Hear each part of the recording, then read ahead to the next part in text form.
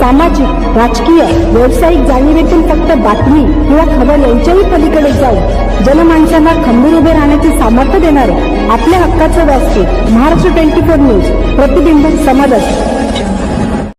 शेगाव ग्रामीण पोलीस हद्दीमध्ये शेगाव वरवट रोडवर अप्पर जिल्हा पोलीस अधीक्षक पथकाने मोठ्या सीताफळीने सापळा रचून 600 पोते रेशनचा तांदूळ घेऊन नागपूरकडे जाणारा ट्रक पकडून शेगाव ग्रामीण पोलीस स्टेशनला जमा केला.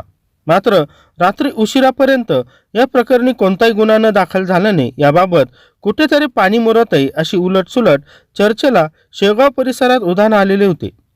शेगाव ग्रामीण पोलीस सूत्रांकडून मिळालेल्या माहितीनुसार अप्पर पोलीस जिल्हा पोलीस अधीक्षक यांच्या पथकाला गुप्त व खात्रीशीर माहिती मिळाली की शेगाव वरवट रोडवर ट्रक क्रमांक MS 30 DD 2479 यामध्ये गोरगरिबांच्या हिश्श्याचा रेशनचा तांदूळ नागपूरला काळ्या बाजारात विक्रीसाठी जात असल्याची माहिती मिळाली.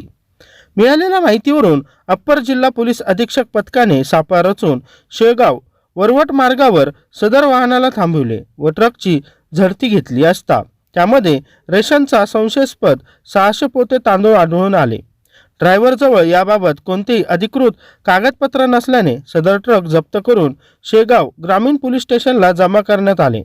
मात्र या प्रकरणी रात्री उशिरापर्यंतही कोणताही गुन्हा दाखल झाला नव्हता. विशेष म्हणजे राशन तस्कर म्हणून प्रख्यात असलेल्या संग्रामपूर भागातील संशयिताने शेगाव ग्रामीण पोलीस स्टेशनला येऊन भेट घेऊन गेला. मात्र पोलिसांना तो सापडला नाही असे सांगण्यात आले. महाराष्ट्र 24 न्यूजसाठी प्रतिनिधी इस्माईल शेख.